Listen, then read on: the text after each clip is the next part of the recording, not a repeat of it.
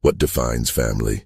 Is it the name you carry, the blood running through your veins, or the walls that confine you? In a grand plantation house in Alabama, these questions were never meant to be asked. But when a secret held behind locked doors, whispered conversations, and carefully orchestrated lies begins to unravel, the very foundation of what seemed like an untouchable legacy starts to crack. This is the story of a bloodline that couldn't be erased, no matter how deeply it was buried. A story where truth lived in the mirror, in the curve of a jaw, in the color of eyes that shouldn't have matched. And when that truth finally surfaced, it didn't just destroy reputations. It shattered the carefully constructed reality of everyone who thought they knew who they were. What would you do if you discovered that the person serving you at the table was your own flesh and blood? The Belmont estate stretched across nearly 800 acres of rich Alabama soil, where cotton grew thick and white under the relentless southern sun. The main house stood 3 stories tall, with white columns that reached toward the sky like declarations of permanence and power. Inside, crystal chandeliers caught the afternoon light, casting prismatic shadows across mahogany furniture imported from Europe.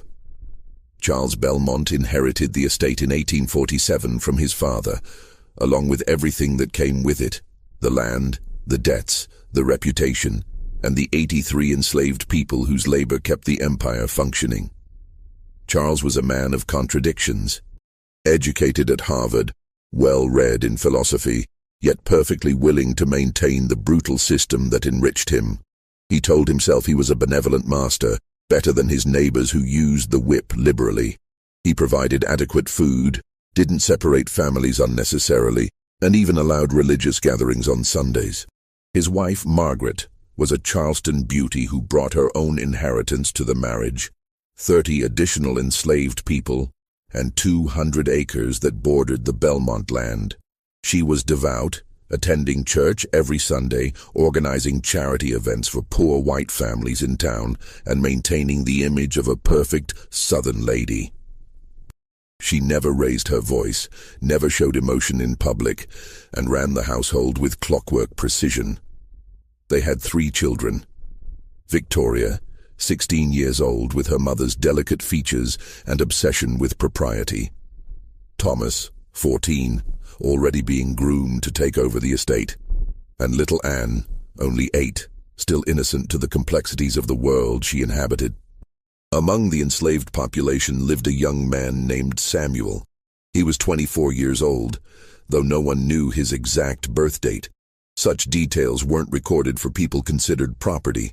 Samuel worked primarily in the main house, serving meals, maintaining the library, polishing silver, and performing the dozens of invisible tasks that kept wealthy families comfortable.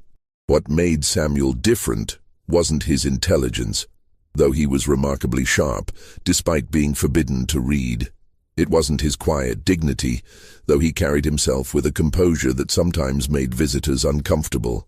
What made Samuel different was something no one dared to speak about openly, something that existed in the realm of careful glances and quickly averted eyes. Samuel looked almost identical to Charles Belmont. Not similar, not reminiscent, nearly identical. The same strong jawline, the same deep-set hazel eyes that shifted between green and brown depending on the light, the same distinctive widow's peak in the hairline, the same proportions, tall, broad-shouldered, with long fingers and a particular way of tilting the head when listening. The resemblance was so striking that visiting guests sometimes did a double-take, their brains momentarily confused by what their eyes reported. But those moments passed quickly. In the South of 1847, there were truths everyone understood without needing to speak them, and some resemblances were better left unexamined. Margaret Belmont had rules. Samuel was never to serve dinner when they had guests from Charleston or Savannah, those who knew Margaret's family and might ask uncomfortable questions. During those occasions, Jacob, an older enslaved man with graying hair and weathered features, took over serving duties. Samuel was never to be in the same room as Charles during family portraits or formal gatherings that might be photographed or painted. Margaret scheduled these events carefully, always ensuring Samuel had other duties during those times. Samuel was never to speak unless spoken to, never to make direct eye contact with Victoria, and never, absolutely never, to be seen standing next to Charles Belmont, where comparisons could be easily drawn. These weren't rules Margaret ever stated explicitly. They were simply understood, enforced through meaningful looks from the head housekeeper, Dinah, a woman in her 50s who'd served the Belmont family since before Charles was born. Dinah knew things, she'd seen things, and she understood that her survival, and Samuel's, depended on maintaining very specific boundaries. But there was something else, something that made the situation even more complicated. Margaret treated Samuel differently.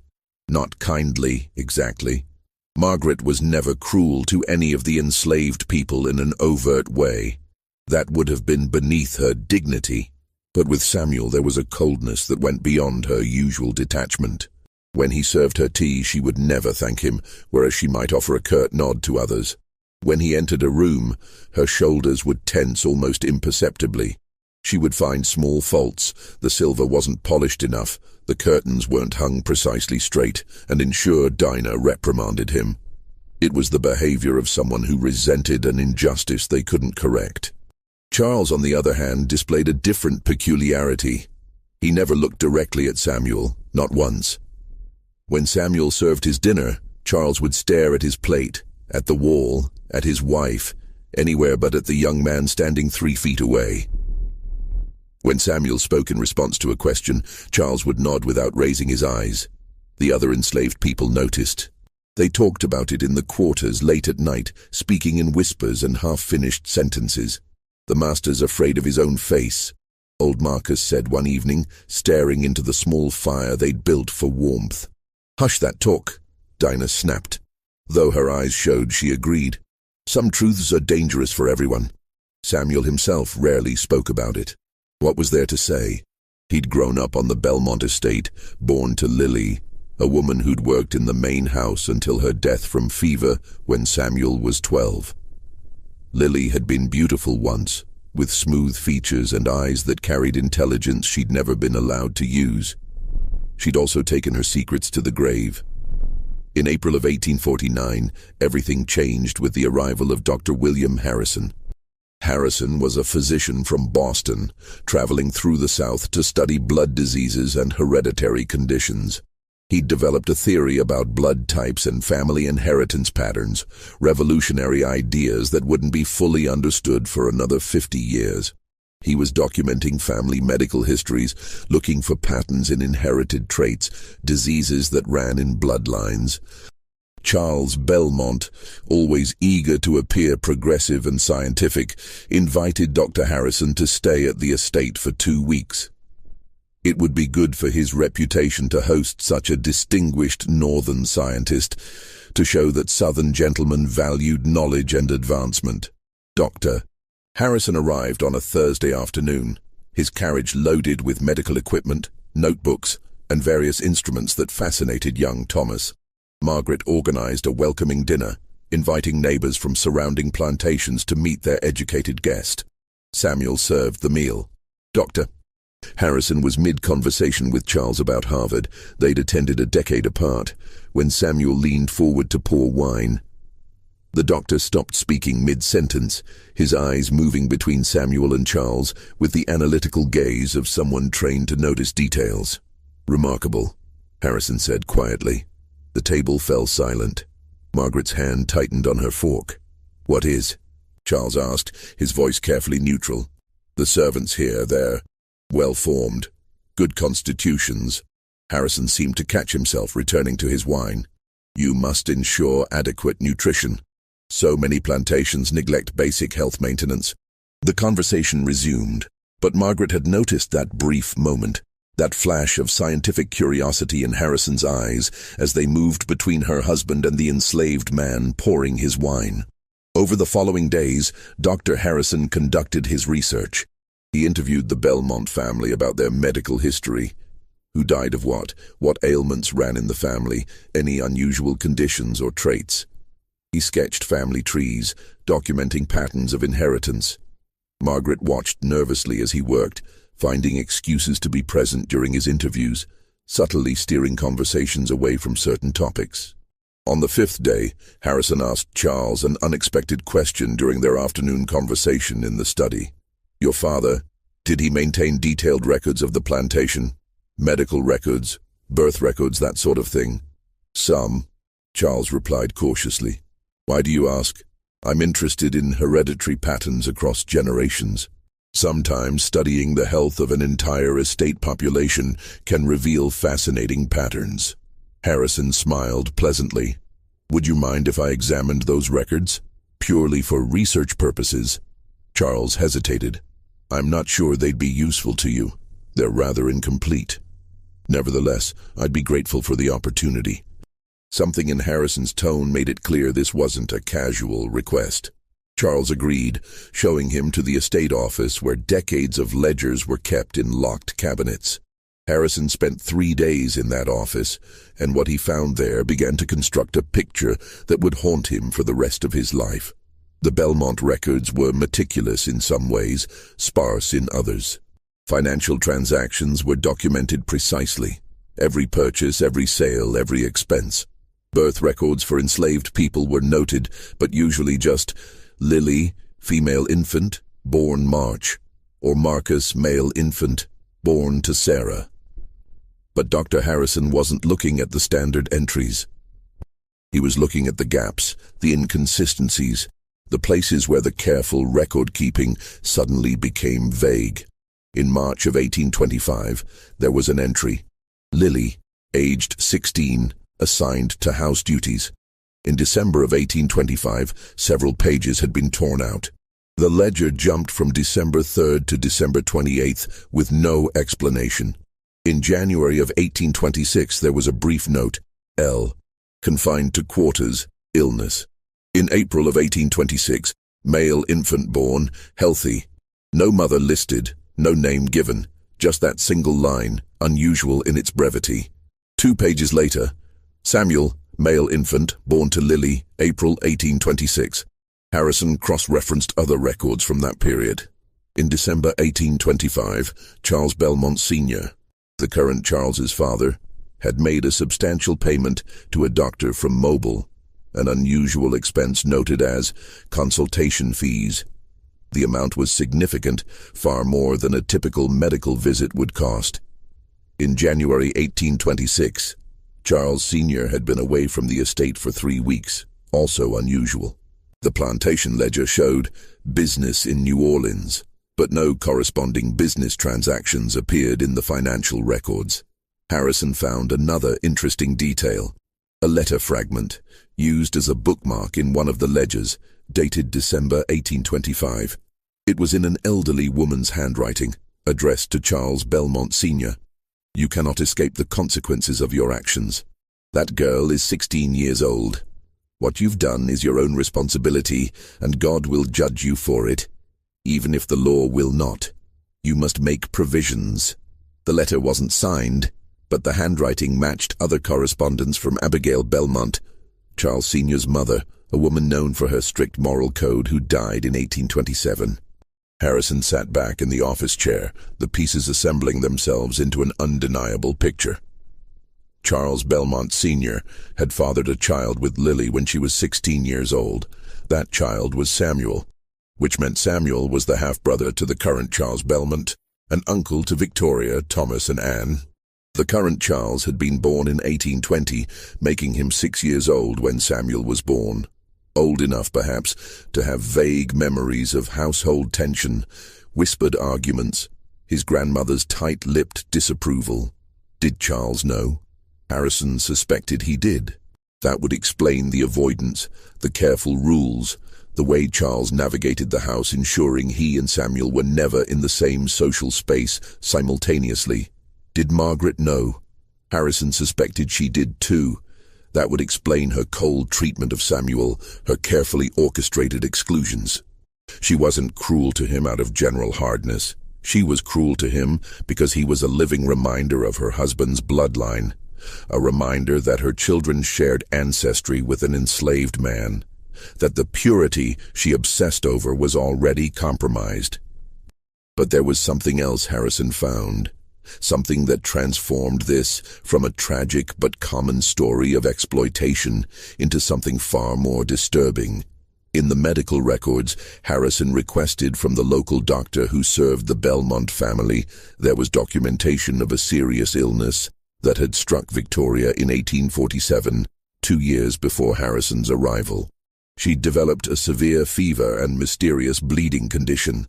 The local doctor had been baffled, trying various treatments that failed. Victoria had deteriorated rapidly, growing pale and weak until there was genuine fear she might die. The doctor's notes described a desperate attempt. Patient required blood replacement, standard leaching failed. Attempted direct blood transfusion as experimental treatment. Blood transfusion in 1847 was extremely rare and dangerous, barely understood. The doctor's notes continued. Family members tested for compatibility. Mother experienced severe reaction, deemed unsuitable. Father experienced moderate reaction, deemed too risky. Brother Thomas too young, deemed unsuitable. Searched household for compatible donor. And then, successful transfusion performed using household servant S. Remarkable compatibility. Patient responded well. Recovery began within 24 hours. Harrison's hands trembled slightly as he read this. They had used Samuel's blood to save Victoria's life. In 1847, medical science didn't understand blood types. The ABO blood type system wouldn't be discovered until 1901. Transfusions were essentially trial and error. Most resulted in severe reactions and death. The fact that Samuel's blood not only didn't kill Victoria, but actually saved her was significant. It suggested close genetic compatibility. It suggested family. Harrison reviewed the doctor's notes more carefully. There were observations about the similarities in blood appearance and behavior between Samuel and the Belmont family samples. The doctor had noted it as curious, but hadn't drawn any conclusions beyond the successful medical outcome. But Harrison understood what this meant. The Belmonts had used Samuel's blood, the blood of Charles's half-brother, to save Charles's daughter. They had literally shared blood in the most direct way possible. Victoria was alive because the enslaved man who served her dinner carried the same bloodline she did. And they all knew. Charles had been there during the transfusion, had witnessed Samuel's blood flowing into his daughter's veins. Margaret had been there, watching the one person she most resented save the child she most loved. Victoria herself had been semi-conscious but aware enough to understand what was happening. The secret wasn't just about Samuel's parentage anymore. It was about a debt that could never be acknowledged, a life saved by blood that officially wasn't supposed to be related at all. Harrison closed the medical records, his mind racing. He was a man of science, yes, but he was also from Boston, where abolitionist sentiment ran strong. He'd witnessed slavery firsthand during his southern travels, had documented the medical neglect, the preventable diseases, the shortened lifespans. But this was different. This was a family literally sustained by the very person they enslaved, bound by blood they refused to recognize. What was he supposed to do with this information? Dr. Harrison made a decision that would prove catastrophic. On his 10th day at the estate, he requested a private conversation with Charles. They met in the study after dinner. Brandy poured, door closed. Margaret, with the intuition of someone constantly monitoring for threats, lingered near the hallway, her embroidery forgotten in her lap. "Mr. Belmont," Harrison began, "my research here has been enlightening." Charles stiffened slightly. "I'm glad to have been of assistance to your scientific endeavors. I've reviewed your family's medical history quite thoroughly. The records, the treatments, the various interventions over the years." Harrison paused. "Including your daughter's remarkable recovery in 1847. The room temperature seemed to drop. "Victoria's illness was a difficult time for our family," Charles said carefully. "We're grateful to God for her recovery." "And to Samuel?" Harrison asked quietly. Charles's hand tightened on his brandy glass. Samuel performed a service when asked, as would be expected. a service most family members couldn't provide. Harrison leaned forward. Mr. Belmont, I'm a man of science. I understand heredity, blood compatibility, physical inheritance patterns. I've also reviewed your estate records quite thoroughly. You overstep, sir. Do I? Or am I simply stating what everyone in this house already knows but refuses to speak? Harrison's voice was firm but not unkind. Your father's choices created a situation that continues to stop. Charles stood abruptly, his face flushed. You know nothing of my family's private affairs. You come here as a guest, abuse my hospitality by prying into confidential records, and now I presume to point out an injustice. That young man is your brother, and you keep him in bondage. The word hung in the air between them, finally spoken aloud. Brother. Charles's face went through several emotions: anger, fear, shame, and finally a cold hardness.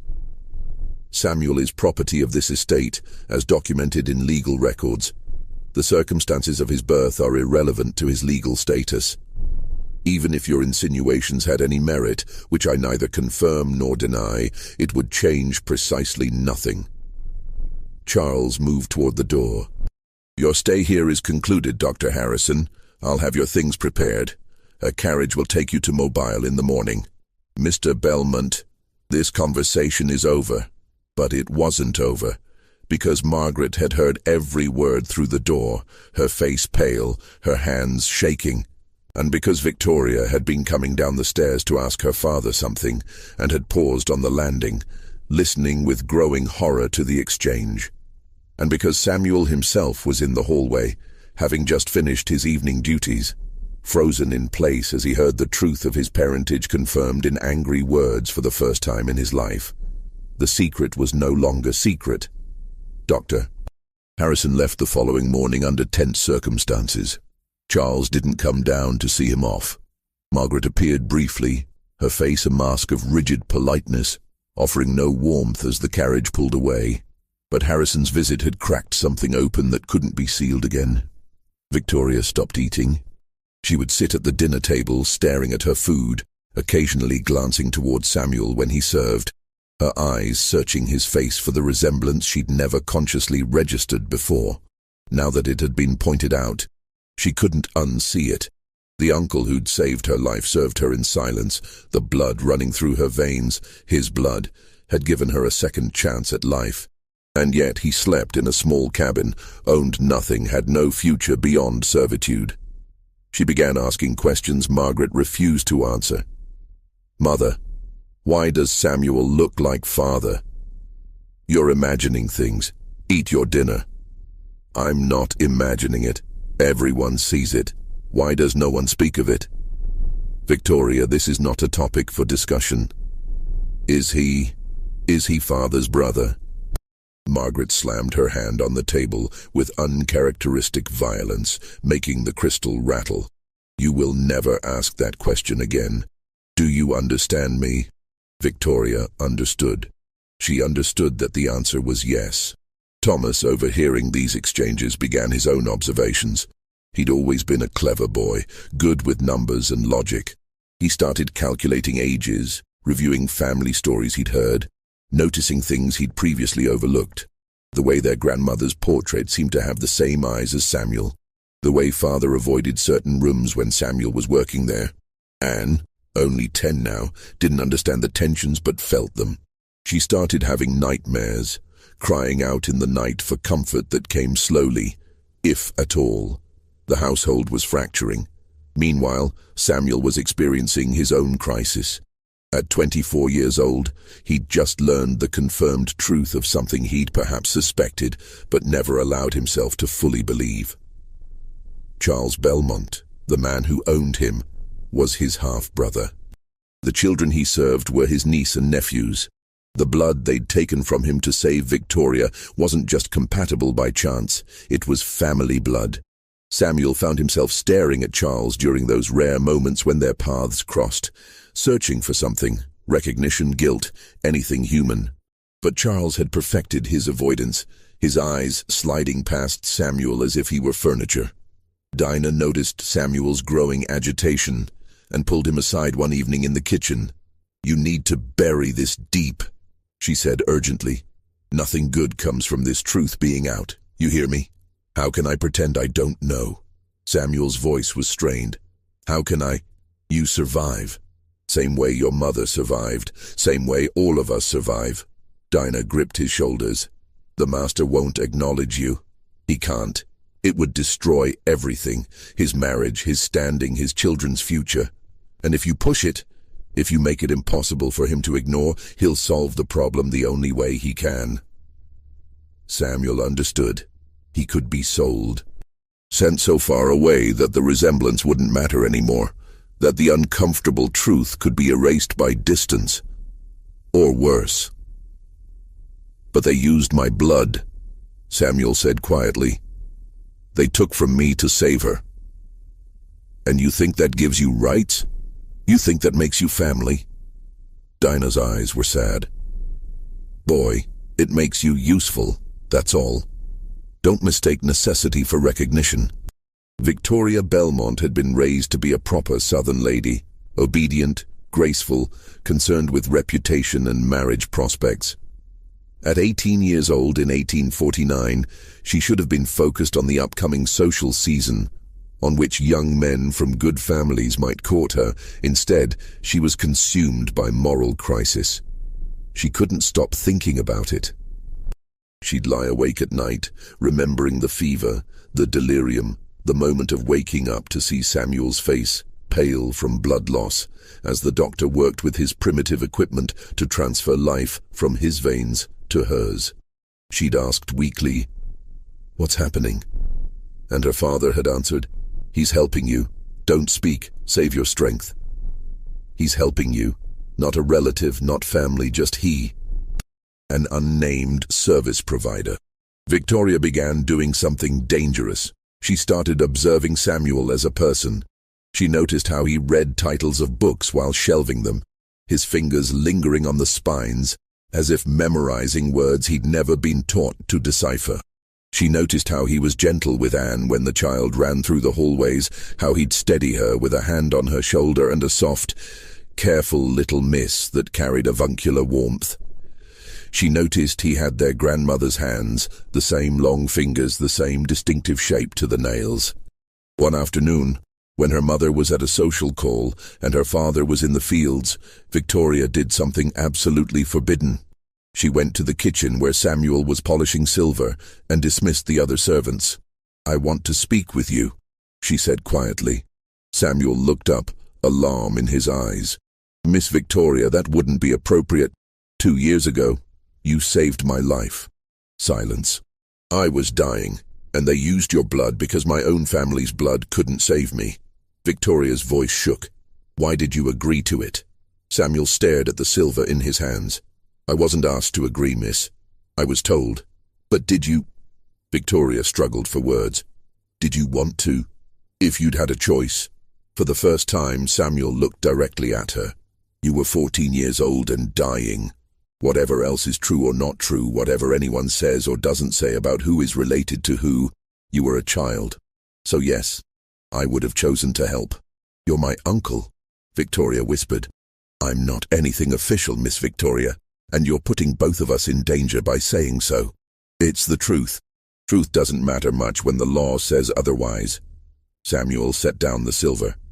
"You should go. This conversation can't happen." But Victoria didn't go. Instead, she asked a question that would set everything in motion. "What if I could change it? What if I could make them acknowledge it?" Samuel's laugh was bitter. "How? You're 18 and a woman. You own nothing, decide nothing. You're almost as much property as I am, just with better quarters." "I'll find a way," Victoria said with sudden determination. "You gave me life. I won't waste it pretending you don't matter." What Victoria did next was remarkably clever for someone with no power or resources. She began with documentation. Over several weeks, she carefully removed several pages from her father's study when he was distracted. Pages from the old ledgers that showed the gaps, the unusual payments, the timeline of Samuel's birth. She couldn't take too much without it being noticed, but she took enough. She also began writing letters. Letters to her Aunt Clara in Charleston, Margaret's sister, who was known for being more progressive, who'd once expressed discomfort with slavery in Victoria's presence. Letters carefully worded to ask about family secrets and moral obligations without being too specific. Aunt Clara wrote back, intrigued, asking for details. Victoria provided them in coded language, describing a situation where a family member isn't recognized as such due to circumstances of birth. Clara understood immediately. She wrote, "If what you're suggesting is true, this is a matter of profound moral consequence. But Victoria, dear child, you must understand, there is no legal remedy. The law is absolute on these matters. Even if acknowledged, nothing changes legally." "What about morally?" Victoria wrote back. "What about before God? You've said yourself that slavery is a sin. How much greater the sin when it's our own blood?" This correspondence continued for months. Clara, childless and wealthy from her late husband's shipping fortune, began to form an idea. Meanwhile, the tension in the Belmont household grew unbearable. Charles had discovered that Harrison had examined the old records in detail and became paranoid about what else the doctor might have found or whom he might tell. He sent letters to medical societies Harrison was associated with, carefully worded to undermine his credibility should Harrison speak publicly about what he'd discovered. Margaret increased her control over household operations, implementing even stricter rules about Samuel's duties and movements. She had him reassigned from house service to working in the fields, a demotion that everyone understood as punishment, though no one could say for what. But Samuel was not physically suited to field work after years in the house, and he began to suffer. His hands, used to careful polishing and serving, blistered and bled from the cotton harvest. His back, unaccustomed to the constant bending, developed chronic pain. Dinah protested to Margaret. "He's a house servant, Mom. He doesn't have the constitution for field labor." "Then he'll develop it," Margaret replied coldly. "I've made my decision." Victoria watched Samuel deteriorate over several weeks, watched him come back to the main house in the evenings. He still slept in the house servants' quarters, with hands wrapped in strips of cloth, moving stiffly from pain. She made her own decision. In November of 1849, Victoria wrote to Aunt Clara, "I'm prepared to take action, whatever the consequences. Please come." Clara arrived in early December, her carriage loaded with trunks, announcing she'd come for an extended visit through the Christmas season. Margaret was surprised, but couldn't refuse her own sister, especially one as wealthy and socially connected as Clara. What Margaret didn't know was that Clara had brought something with her. Legal documents prepared by a progressive lawyer in Charleston, documents that represented a radical plan. Clara spent her first week simply observing. She watched how the household operated, how Margaret controlled everything with tight precision, how Charles avoided certain spaces and people. She watched Samuel, noting the resemblance that was so obvious it was almost absurd that everyone pretended not to see it. She also spent time with Victoria, who explained everything in whispered late-night conversations in her bedroom. "Are you absolutely certain about this?" Clara asked her niece. "If we proceed, there's no going back. Your mother will never forgive you. Your father might disown you. Society will turn against you. He saved my life," Victoria said simply. "And they worked him in the fields like an animal as punishment for what? For existing. For looking like what he is. This won't free him," Clara warned.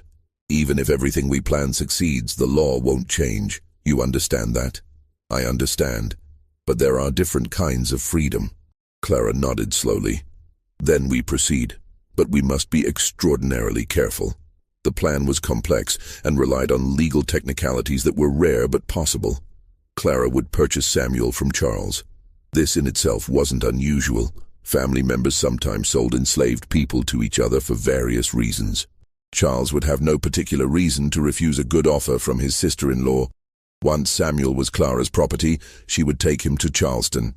South Carolina law, while still maintaining slavery, had provisions that allowed for voluntary enslavement, a legal status where an enslaved person could theoretically choose to remain enslaved, rather than face the dangers of being free black in the South.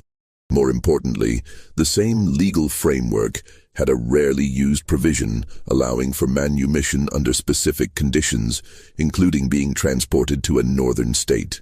Clara would take Samuel to Pennsylvania, where she had connections to abolitionist communities. There, she would free him legally and help him establish a new identity. Victoria's role was different.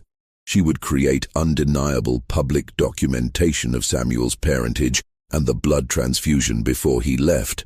Not to change his legal status, that was impossible, but to create a historical record, something that couldn't be erased or denied by future Belmont generations.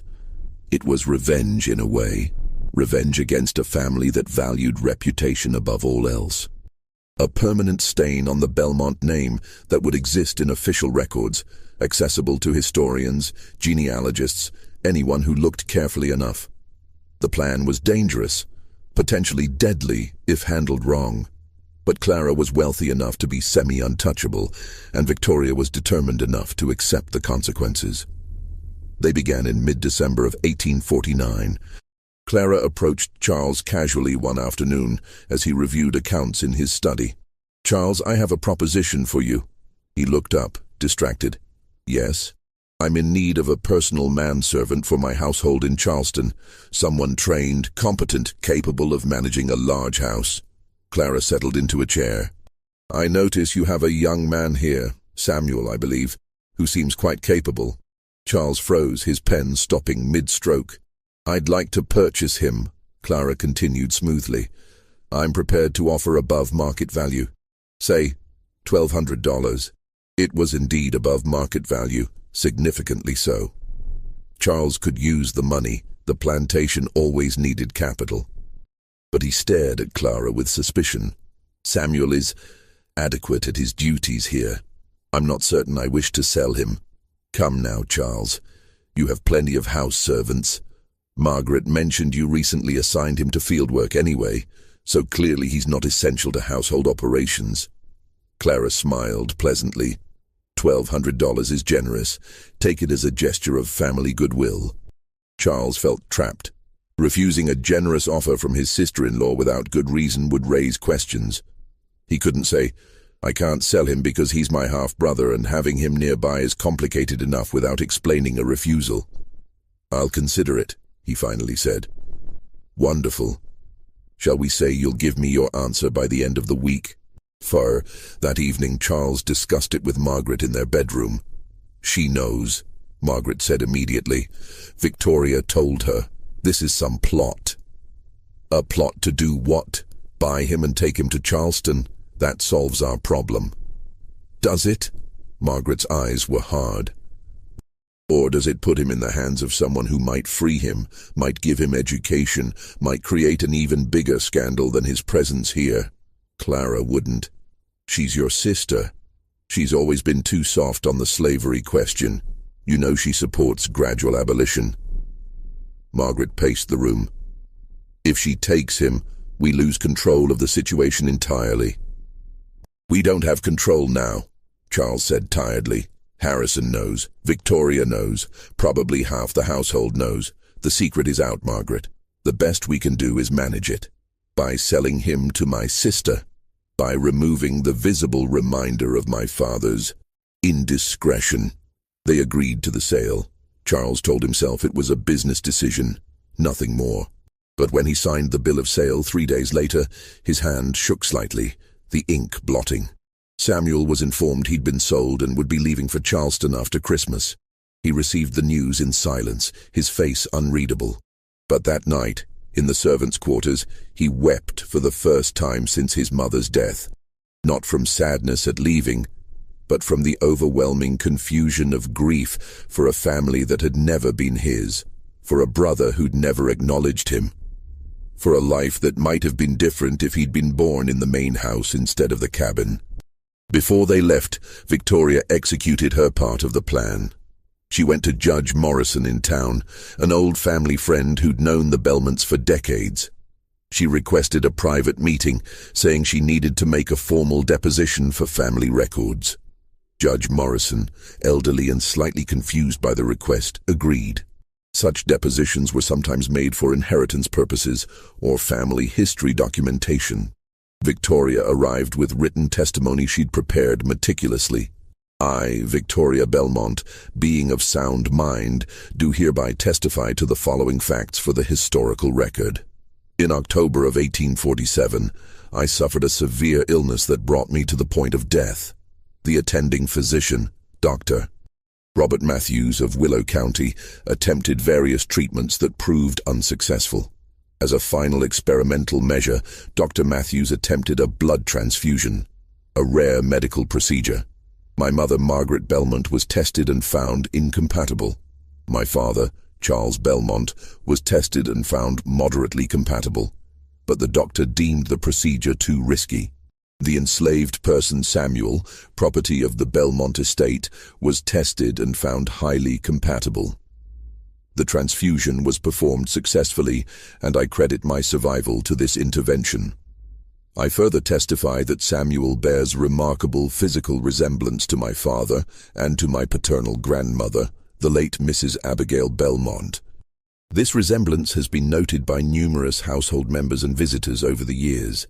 It is my belief, based on documented timelines in estate records and confirmed by investigation of family correspondence, that Samuel is the biological son of my grandfather, Charles Belmont Sr., and the enslaved woman Lily, who died in 1838. This would make Samuel my father's half-brother and my biological uncle. I make this testimony not to challenge any legal arrangements, as I understand the law is absolute in these matters, but to ensure that the truth is preserved for historical record, and to acknowledge that the blood flowing through my veins, blood that saved my life, is the blood of a man denied his rightful place in our family. Signed this 22nd day of December, 1849, Victoria Belmont. Judge Morrison read the document slowly, his face growing increasingly pale. Miss Victoria, do you understand what you're creating here? Yes, sir. A truthful record. This will destroy your family's reputation. Your father will be... My father already knows the truth, Judge Morrison. So does my mother. So does everyone who looks carefully. I'm simply ensuring it can't be conveniently forgotten. Your marriage prospects are less important than doing what's right. The judge stared at her for a long moment. He was old, had lived through enough years to see the cracks in the system he'd helped enforce. He thought about his own compromises, his own moral flexibility in service of social stability. Finally, he notarized the document. This will be placed in the county records, he said quietly. It will exist permanently. Good. Victoria walked out of that office feeling lighter than she had in months. She knew what was coming. Her parents' fury, social ostracization, possibly being sent away to distant relatives. But she'd done it. She'd made the truth official. Charles Belmont learned about the deposition 2 days later, when Judge Morrison, feeling obligated by their friendship, sent him a private note. The rage that followed was unlike anything the household had ever witnessed. Charles stormed into Victoria's room, the notarized document in his hand, his face purple with fury. "What have you done?" he shouted. "What in God's name have you done?" Victoria stood calmly, though her heart raced. "I've told the truth. You've destroyed this family. You've made us the subject of gossip and scandal. Do you understand what this means? It means people will know that you enslaved your own uncle. He is not my uncle. He is property, legal property. He has your blood, my blood." "How can you—" Margaret rushed in, having heard the shouting. When she saw the document, she went absolutely white. "You foolish, foolish girl," she whispered. "You've ruined everything. I've exposed what already existed." Victoria shot back. "The ruin was already there, hidden behind your careful rules and father's avoidance." "You will be sent away," Charles said, his voice dropping to something cold and final. "You will go to your Aunt Beatrice in Virginia tomorrow. You will stay there until I decide you've learned discretion. I won't go. You're 18 years old and unmarried. You'll go where I send you. I'm 18 years old and the author of a legal document that's now part of county records. If I disappear to Virginia under mysterious circumstances right after filing that testimony, it will only draw more attention. Victoria's voice was steady. You taught me to think strategically, Father. You just never expected me to use it against you. Charles stared at his daughter as if seeing a stranger. Margaret sank into a chair, her perfect composure finally cracking. Why? She asked, her voice breaking. Why would you do this to us? Because it was wrong, Victoria said quietly, and because I refused to build my life on convenient lies. Samuel left for Charleston with Clara on December 28, 1849. The Belmont family didn't gather to see him off. Charles was locked in his study, drinking brandy at 10 in the morning. Margaret was in her bedroom, claiming a headache. Thomas and Anne watched from an upstairs window, confused by the tensions they didn't fully understand. Only Victoria came outside. She approached the carriage where Samuel waited, his few possessions in a small bag. I don't know if what I did helped or made things worse for you, she said quietly. Samuel looked at her for a long moment. You tried to make it right. That's more than anyone else ever did. Aunt Clara will take care of you. She's taking me north, to freedom. Samuel glanced back at the house. That's more than I ever expected. It's less than you deserve. Maybe. Samuel's expression was complicated. Miss Victoria, when you look in the mirror, you'll see my blood in you. Remember, it made you strong enough to do this. That's worth something. Clara called from the carriage. We need to go. The ferry won't wait. Victoria watched the carriage pull away, watched until it disappeared down the oak-lined drive. She didn't cry. She'd already spent all her tears. Behind her, she heard her father's study door slam. The fight that followed lasted weeks. Victoria was confined to her room, her meals brought by servants who weren't allowed to speak to her. Letters from Aunt Clara were intercepted and destroyed. Charles contacted every eligible family within 200 miles, making it clear that Victoria was emotionally unstable and not suitable for marriage. He was systematically destroying her future as punishment for her rebellion. But Victoria had expected this. She'd made her choice knowing the cost. What she didn't expect was Thomas's reaction. Thomas was 16 now, old enough to understand the full implications of what Victoria had exposed. At first, he'd been angry with his sister for bringing shame to the family. But as weeks passed and he watched his parents' increasingly unhinged behavior, he began to question everything he'd been taught. He snuck into Victoria's room one night, evading their mother's surveillance. Is it true? He asked without preamble. Is Samuel really grandfather's son? Victoria, pale from weeks of isolation, nodded. The records prove it. The resemblance proves it. The blood transfusion proves it. Then we enslaved our own uncle. Yes. Thomas sat on the edge of her bed, his head in his hands. How do we live with that? Father seems to manage, Victoria said bitterly. Father is drinking himself unconscious every night. Mother hasn't smiled in a month. You're locked in here like a prisoner. Anne keeps asking what's wrong and no one will tell her. Thomas looked up. This isn't managing, this is falling apart. Good, Victoria said fiercely. Maybe it should fall apart. Maybe it was built on things that deserved to collapse. Thomas left without responding, but something had shifted in him. Over the following months, he began his own investigation. He read his grandfather's old letters, reviewed estate records, talked to elderly enslaved people who'd been on the plantation for decades. Each piece of evidence confirmed what he already knew. His grandfather had fathered a child with a 16-year-old enslaved girl. Rather than free the child, he'd kept him enslaved. When grandfather died, the property had passed to Charles, along with the land and the debts and the silver. Charles had grown up knowing, or at least suspecting, and he'd done nothing. He'd kept his own half-brother in bondage, had taken his blood to save Victoria, and then punished him by sending him to brutal field work when the secret threatened to become public. The weight of this knowledge fundamentally changed Thomas.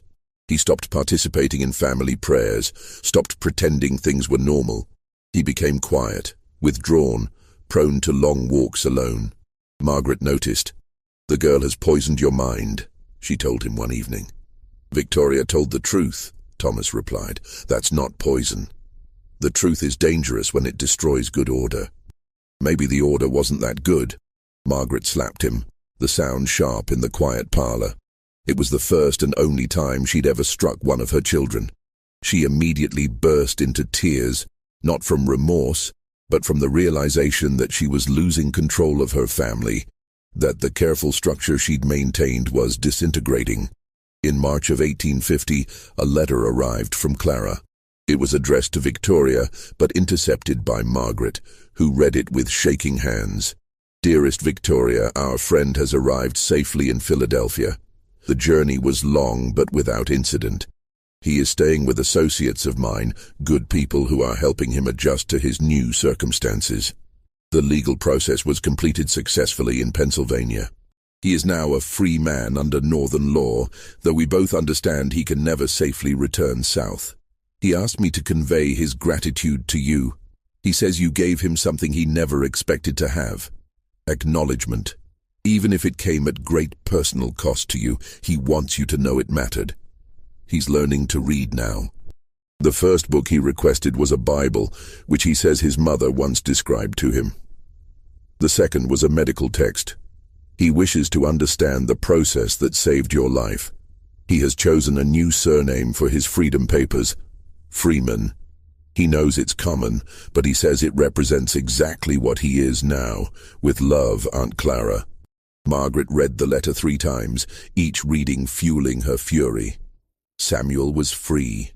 The man who represented her husband's shameful bloodline, who'd been a constant reminder of her family's moral compromise, was now beyond her reach, living freely in the North, learning to read, claiming a dignity that the entire Southern social structure said he had no right to possess. And Victoria had made it possible. Margaret made a decision that night. She would erase Victoria from the family, just as they'd tried to erase Samuel. She began spreading rumors through her social network that Victoria had become mentally unstable, prone to delusions and inappropriate fixations. She contacted convents in Louisiana and Georgia, institutions that took in troubled young women from good families for indefinite stays. Charles, drowning in alcohol and self-loathing, offered no resistance to Margaret's plans. But before Margaret could execute her plan to send Victoria away, something unexpected happened. Judge Morrison died. Judge Morrison passed away peacefully in his sleep in April of 1850 at the age of 74. The funeral was well attended. He'd been a pillar of the community for decades. But at the reading of his will, there was a surprise provision. The judge had left a sealed letter to be delivered to the Alabama Historical Society upon his death. The letter contained copies of Victoria's deposition, along with supporting evidence from plantation records that the judge had apparently requested and copied before he died. The letter also contained the judge's own testimony. "I have served the law for 50 years, and I have made compromises with my conscience in service of social stability. But there are truths that deserve to be preserved, even when they are uncomfortable." The attached documents detail a situation where legal ownership conflicted with biological reality and moral duty. They describe how the Belmont family of Willow County maintained a man in slavery who was, by blood, a member of that same family. I submit these documents not to challenge the legal system, but to ensure that future generations, should they examine the institution of slavery with clearer eyes, will have evidence of its profound moral corruptions, including the enslavement of one's own kin. This is my testimony, and I stand by its accuracy. Judge William Morrison, April 1850. When this became known, and in small communities such things always became known, the social consequences for the Belmont family were devastating. They weren't ostracized completely.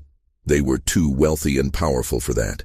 But they became subjects of gossip, speculation, and moral judgment.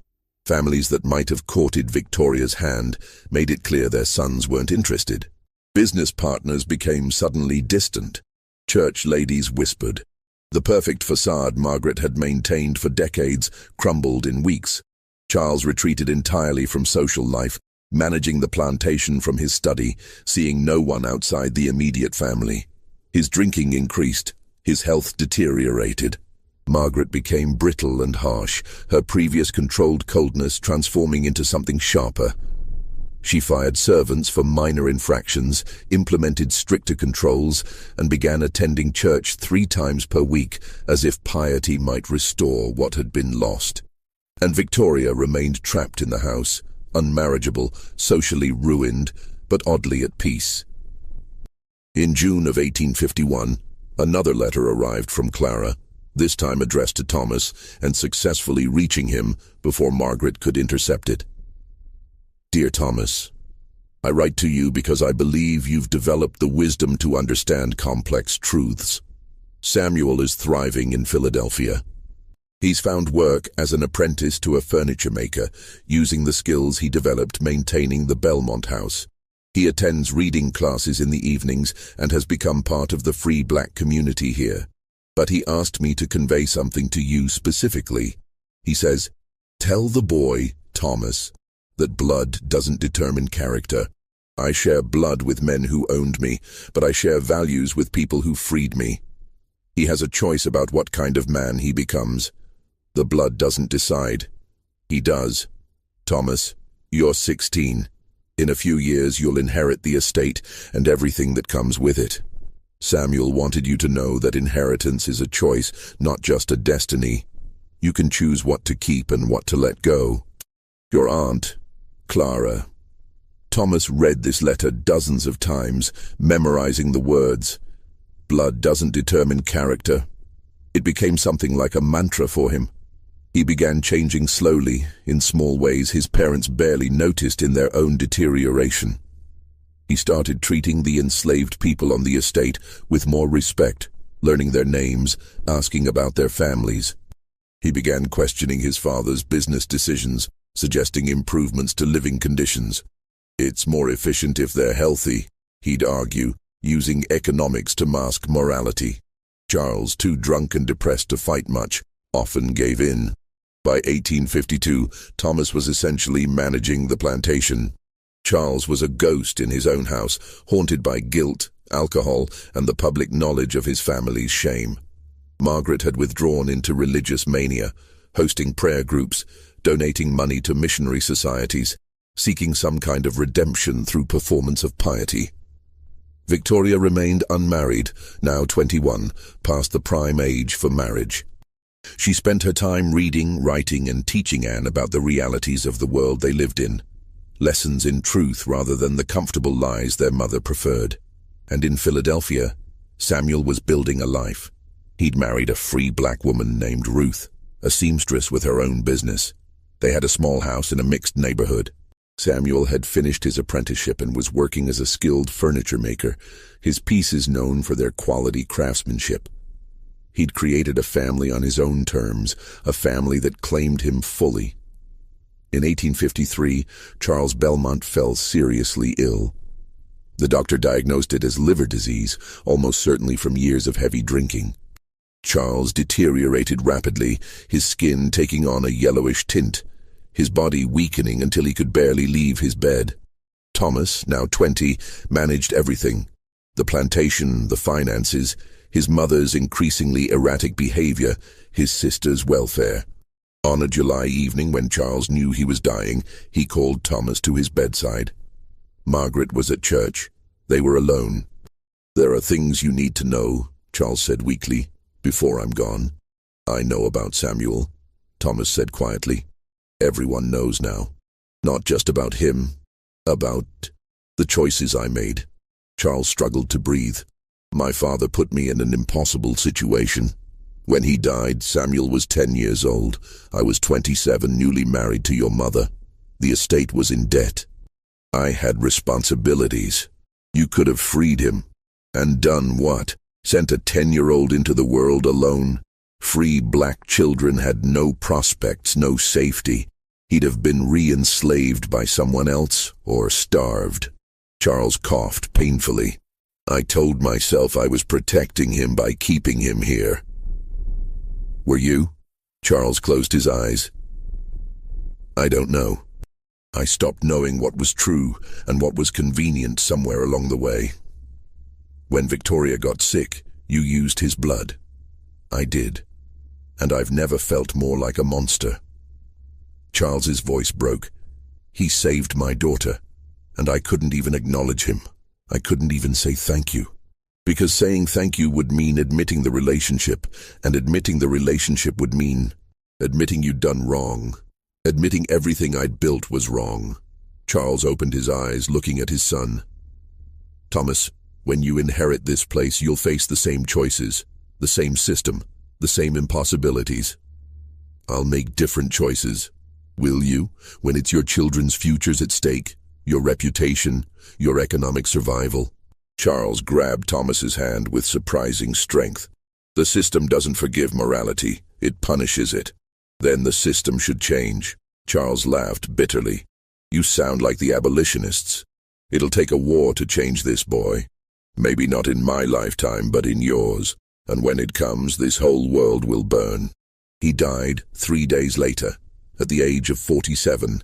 His final words incoherent mumblings about blood and brothers and debts unpaid. At 20 years old, Thomas Belmont inherited a plantation, 83 enslaved people, substantial debts, and a family reputation in tatters. The first thing he did was review every record his father and grandfather had kept. He understood now that history was what you documented, what you preserved or destroyed. His grandfather had tried to erase Samuel by keeping minimal records.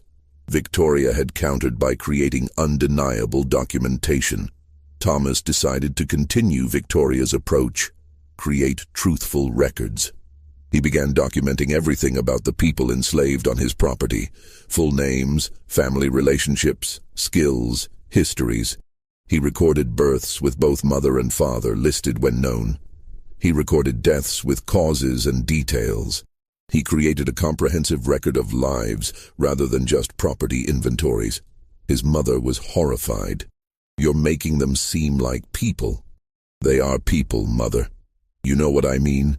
You're creating documents that could be used against us. Against us? Or as evidence of truth? Margaret had no answer to that. Thomas also began changing operations. He couldn't free anyone. The law was absolute, and doing so would bankrupt the estate and leave him unable to help anyone. But he could improve conditions. Better housing, better food, access to medical care, keeping families together, allowing limited education for children. He knew these were small mercies within an immoral system. He knew he was still complicit. But he also knew that immediate, total abolition wasn't within his power. The law, the economy, his responsibilities to his family all constrained him. I'm trying to be less evil, he confessed to Victoria one evening. I know that's not the same as being good. It's more than father managed, Victoria replied. In 1854, Victoria finally received permission to correspond directly with Aunt Clara and Samuel. The letters that went back and forth over the next few years created a strange kind of relationship. Family members separated by law and distance, connected by blood and circumstance. Samuel wrote about his life, his furniture business growing, Ruth giving birth to a daughter they named Grace, his involvement with the Underground Railroad helping others escape bondage, his continued education. Victoria wrote about the plantation, the changes Thomas was implementing, their mother's declining health, Anne's education, the rumors of sectional conflict growing between North and South. They never used the words uncle and niece in the letters, some caution still operating even at distance. But the relationship was clear in the care of the words, in the details shared, in the mutual recognition of connection. By 1857, the political situation had become impossible to ignore. The conflict over slavery was tearing the country apart. Thomas attended political meetings where men spoke openly of secession, of war, of defending their way of life against northern aggression. He sat silent in these meetings, thinking about Samuel in Philadelphia, about the 83 people whose labor funded the very chairs these men sat in while planning rebellion. Victoria, now 26 and resigned to spinsterhood, had found a different kind of purpose. She'd begun teaching the enslaved children on the estate to read secretly, in direct violation of Alabama law. If discovered, she could be imprisoned or fined. She didn't care. If the system is already breaking, she told Thomas, then its rules don't bind us anymore. Margaret discovered the illegal school in late 1857 and had a complete breakdown. She'd spent years trying to contain the damage to the family reputation, and now her own daughter was openly violating the law. "You're insane," Margaret screamed. "You've gone completely insane." "No, Mother, I've become sane." Victoria stood calmly in the face of her mother's hysteria. "You're the one who spent decades pretending family wasn't family, pretending blood wasn't blood. That's insanity." Margaret collapsed, and the doctor was called. He diagnosed nervous exhaustion and prescribed rest and laudanum. Margaret took to her bed, where she would spend most of the remaining years, drifting in and out of drugged sleep. The family had fractured completely. Thomas managed the estate with increasing doubts about whether he even wanted to preserve it.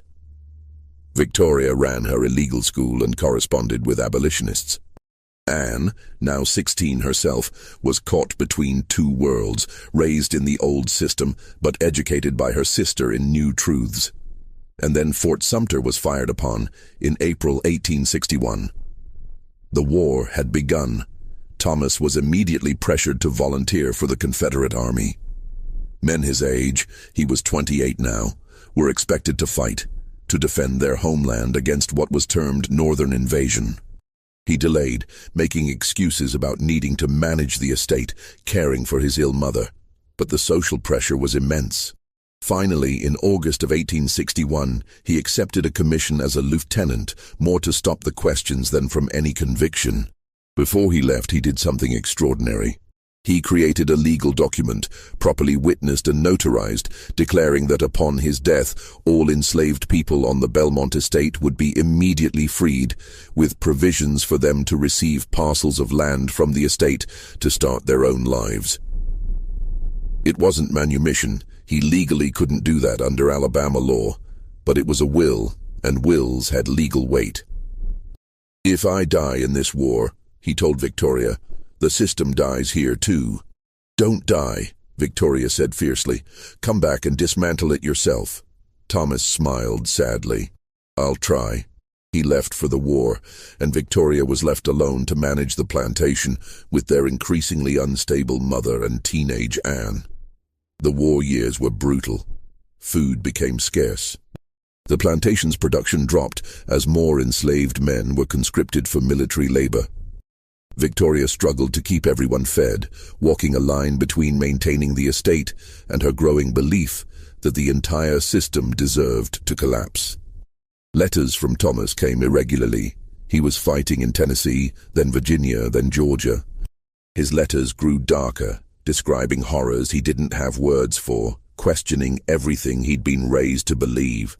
"I'm fighting alongside men who own no one, who are poor as dirt, who are dying to preserve a system that only benefits the wealthy," he wrote in 1863.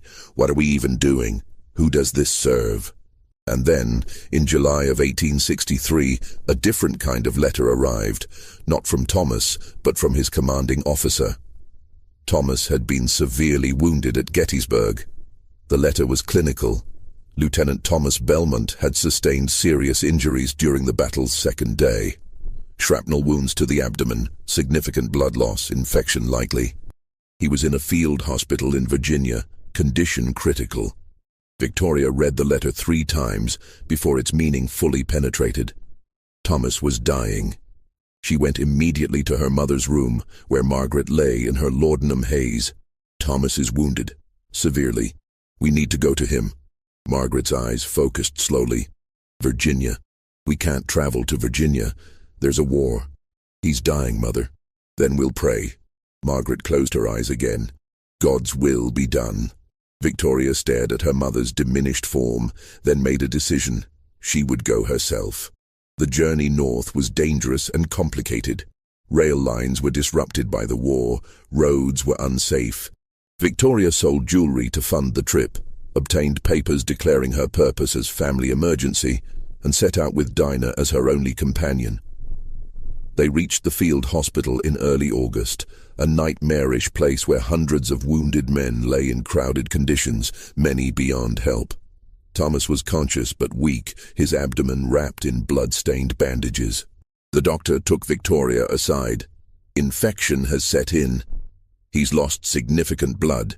We have limited medical supplies. I'm sorry, Miss Belmont, but there's little we can do.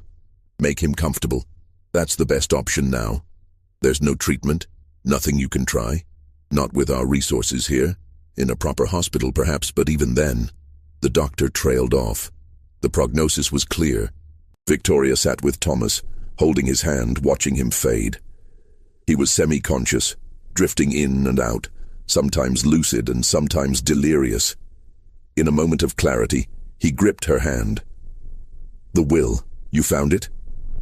"Yes, it's safe. Make sure it stands, no matter what Mother tries." "I will. And Victoria, tell Samuel. Tell him I understood. Eventually. Tell him I'm sorry it took me so long. You can tell him yourself when you recover." Thomas smiled weakly. "Don't lie to me. We both know."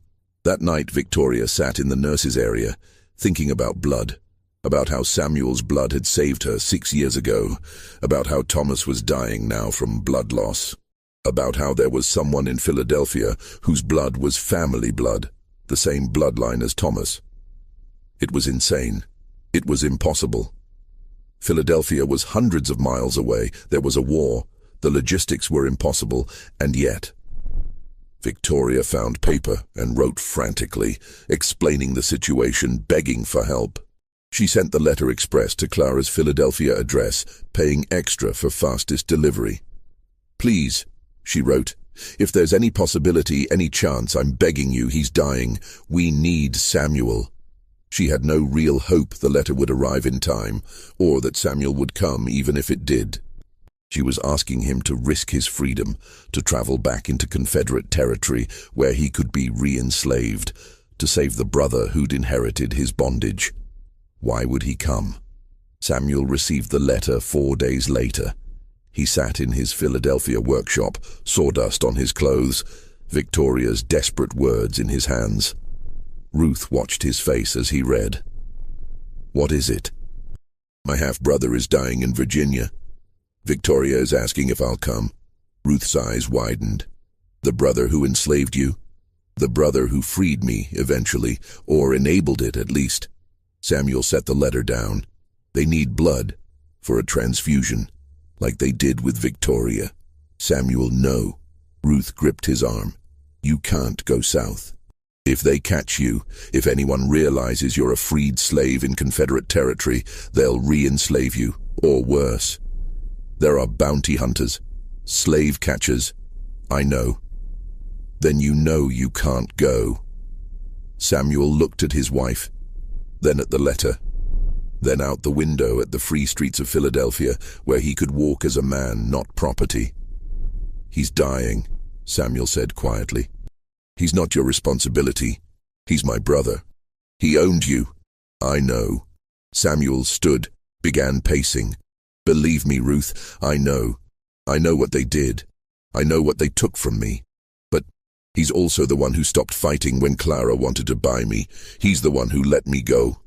That's not the same as making it right." "No, but it's something." Samuel stopped pacing. "And Victoria, she sacrificed everything for me. Her reputation, her future, her family's standing. She made my existence official, acknowledged, recorded. She didn't have to do that." Ruth's eyes filled with tears. "I can't lose you. I'll be careful." "Careful doesn't matter if you're caught." They argued for hours. But Ruth knew her husband, knew the code of honor that guided him even when it cost him. He'd risked his own safety dozens of times helping escaped slaves through Philadelphia. He'd given his blood before to save family that didn't acknowledge him. He would go. Samuel left the next morning with Clara, who'd offered to escort him and provide cover. She would claim he was her servant if questioned. They had papers forged by abolitionist contacts, documents declaring Samuel as property of Clara Hayes, traveling under her protection. The irony of using false enslavement papers to travel safely wasn't lost on either of them. The journey took 8 days through war-torn country. They were stopped twice by Confederate patrols, but Clara's Charleston accent and imperious manner got them through. Samuel played the role of submissive servant, eyes down, silent, everything he'd been taught before freedom. Each moment he had to perform that submission was agony. They reached the Virginia Field Hospital on August 19, 1863. Victoria was sitting beside Thomas's bed when Dinah came to fetch her. "Miss Victoria, you need to come." Victoria found Samuel and Clara in the hospital's receiving area. For a moment, she couldn't speak, overcome by the reality that he'd actually come, that he'd risked everything. "You came," she finally whispered. "You asked," Samuel replied simply. There was no time for lengthy reunions. Thomas had deteriorated further. The infection was overwhelming his system. The doctor was skeptical about the transfusion attempt. "I've performed 2 this month. Both patients died. The procedure is simply too risky, too imprecise." "He's dying anyway," Victoria said. "What does he have to lose? And this man—" The doctor gestured to Samuel. "He's willing?" "I am," Samuel confirmed. The doctor shrugged, too exhausted from months of wartime medicine to argue. "Very well. I'll need several hours to prepare." They performed the transfusion that evening in a corner of the hospital, using the same primitive equipment that had been used for Victoria years before. Samuel lay on a cot beside Thomas, tubes connecting their arms, watching his blood flow into his brother's body. Thomas was barely conscious, but at one point his eyes opened and focused on Samuel's face. "You came," he whispered. "Of course I came. I'm sorry. For everything. For—" "Save your strength," Samuel interrupted gently. "We'll talk when you're better." "If I'm better." "When?" Samuel insisted, squeezing his hand. "You don't get to die before making those changes you promised." Thomas managed a weak smile before drifting back into unconsciousness. The transfusion took 2 hours. When it was done, Samuel was weak and dizzy, having given more blood than was probably safe. Clara and Victoria helped him to a recovery area. "Now we wait," the doctor said. "If he survives the night without reaction, he has a chance." They kept vigil together, Victoria, Clara, Dinah, and Samuel. 4 people connected by blood, law, and circumstance, sitting in a Confederate field hospital while the war raged around them. "It's strange," Victoria said quietly around midnight. "6 years ago, your blood saved me. Now it might save Thomas." "Blood is just blood," Samuel said tiredly. "It doesn't carry morality, just life." "But family blood? I don't know if we're family," Samuel interrupted. "We share ancestry, that's biology. Family is something different. Family is choice and recognition and—" He trailed off, too exhausted to complete the thought. "You chose to come," Victoria said. "That's family." Clara spoke up. "Samuel has a family now, a wife, a daughter, a community that claims him fully. You should know that. He's not alone waiting for Belmont recognition." "I know," Victoria said.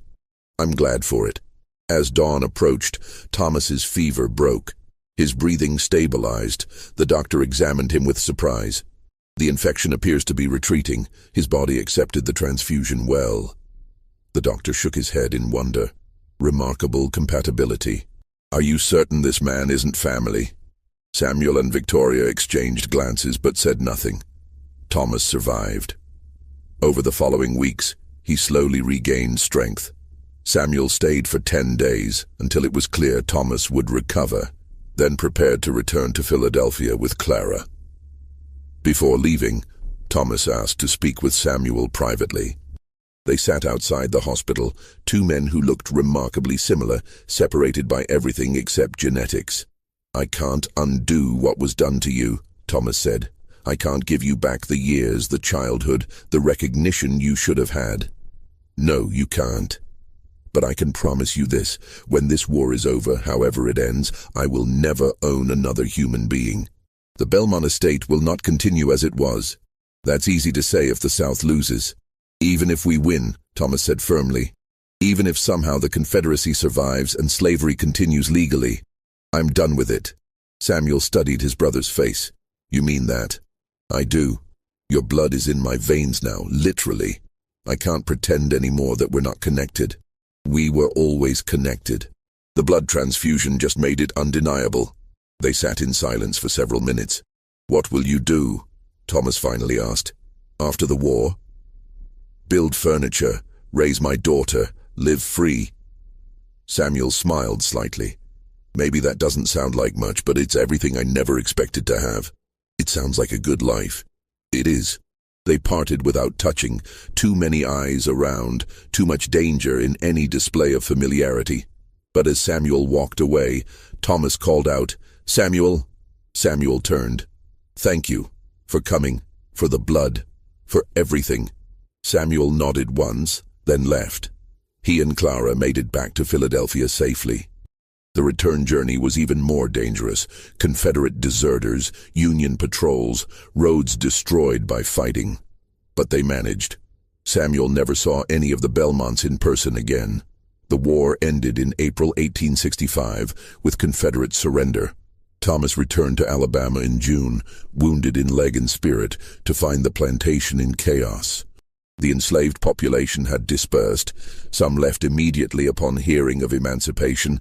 Others stayed temporarily with nowhere else to go. A few remained permanently, uncertain about how to navigate freedom after a lifetime of bondage. The main house was damaged, looted by passing troops, Union or Confederate, no one knew. The fields were overgrown. The economy had collapsed. Confederate currency was worthless. The Belmont fortune, built over generations, was essentially gone. Margaret had died during the war's final year, her heart failing in her laudanum sleep. Anne had married a local merchant during Thomas's absence, seeking stability in a collapsing world. Victoria, now 34, was still there, managing what remained, trying to help the newly freed people navigate their new reality without resources or preparation. Thomas kept his promise. He sold parcels of land to former enslaved families at minimal prices, providing what little capital he could scrape together to help them start.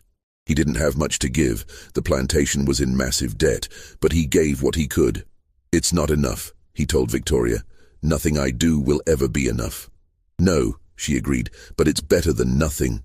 They wrote to Samuel informing him of the war's end, of the changes, of their mother's death.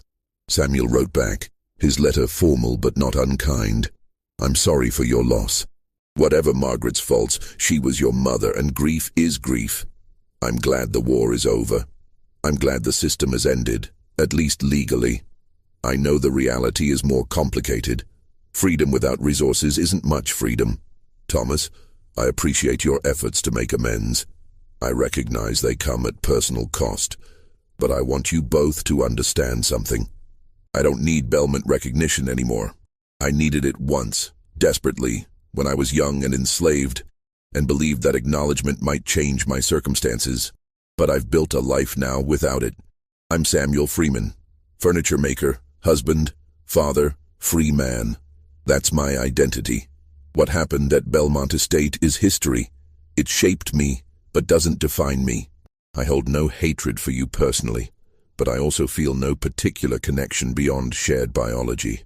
You're my blood relatives, yes, but my family is here in Philadelphia, built on choice rather than circumstance.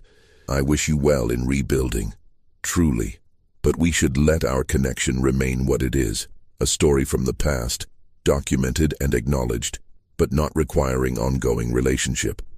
Respectfully, Samuel Freeman.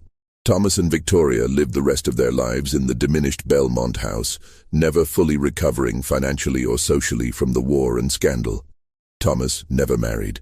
He spent his years trying to make reparations in small ways, providing employment to freed people, supporting schools, testifying in legal cases about property rights for black landowners. It was never enough, and he knew it. Victoria also remained unmarried, finding purpose in teaching and in preserving historical records. She continued documenting everything, creating an extensive archive of the plantation's true history, the comfortable lies and the uncomfortable truths. Anne had 3 children and maintained distance from her siblings, embarrassed by the family's reputation. She never spoke about Samuel, never acknowledged the history to her own children. In 1878, Thomas received word that Samuel had died of pneumonia in Philadelphia at age 52. He'd left behind a widow, 3 children, and a successful furniture business that would be carried on by his sons. Thomas attended no funeral. It would have been complicated, even dangerous, given the racial climate. But he placed a notice in the Philadelphia newspaper. In memory of Samuel Freeman, formerly of Alabama, a man of character and dignity. His blood flows in the veins of those who remember him. May he rest in the peace he earned. It was the closest to public acknowledgement he could manage. Victoria died in 1889 at age 58, never having married or left Alabama. In her will, she left her extensive historical archives to the Alabama Historical Society, with instructions that they be preserved permanently. Those archives contained everything: the ledgers showing Samuel's birth, the medical records of both transfusions, Victoria's original deposition, Judge Morrison's testimony, letters between family members, Thomas's will promising freedom to enslaved people, newspaper clippings about the scandal. She documented it all, creating an unassailable historical record of what had happened. Thomas died in 1891 at age 58, alone in the decrepit Belmont house. In his final letter written to Samuel's eldest son, he wrote, "Your father was a better man than I ever managed to be. He was denied everything: family, freedom, education, recognition, and yet became someone of genuine worth. I was given everything and still failed to be truly good. I share his blood, but I wish I shared his character. Please know that he mattered, that he was acknowledged eventually, that the debt we owed him was never forgotten, even if it could never be repaid. Respectfully, Thomas Belmont." The Belmont estate was sold in 1892 to pay debts. The house was eventually demolished in 1920. The land was divided into smaller farms, but the record survived. In the 1930s, a historian researching slavery in Alabama discovered Victoria's archives at the Historical Society. The story of Samuel and the Belmont family became a case study in academic papers about the complexities of Southern family structures, the hidden racial mixing that the South's racial ideology denied, and the moral contradictions inherent in the slave system. In 1947, exactly 100 years after the first transfusion, a medical researcher studying the history of blood transfusion procedures discovered the Belmont medical records. The fact that 2 successful transfusions had been performed between closely related individuals decades before blood types were understood became a footnote in medical history. And Samuel's descendants living in Philadelphia, Detroit, and Chicago learned about their ancestors' story. They learned about the plantation where he'd been enslaved by his own half-brother, about the blood he'd given twice to save relatives who couldn't acknowledge him, about his escape to freedom and the life he'd built despite everything. They learned that their great-great-grandfather had been denied his family name but had built a legacy more meaningful than the Belmont name ever carried. Because in the end, the Belmont line died out. Anne's descendants changed their name through marriage, distancing themselves from the scandal. No one carried the Belmont name into the 20th century. But the Freeman name continued, carried by Samuel's children, grandchildren, and great-grandchildren, carried by people who knew their ancestors' story, knew about the blood that had been taken and given, knew about the family that had denied him but couldn't erase him. The blood survived. The truth survived. The legacy survived. Not because it was acknowledged by those who should have recognized it, but because one young woman decided documentation mattered more than comfort, and because one freed man chose to give life even to those who denied him his own. The Belmont plantation is gone, the house is gone, the fortune is gone. But in archives, in historical records, in family trees carefully documented, the story remains. A slave who shared blood with the master's family. A secret hidden for decades, then exposed. a family fractured by truth, and a man who became free despite everything designed to keep him in bondage. The blood they shared couldn't be denied forever, and in the end truth proved more powerful than even the law.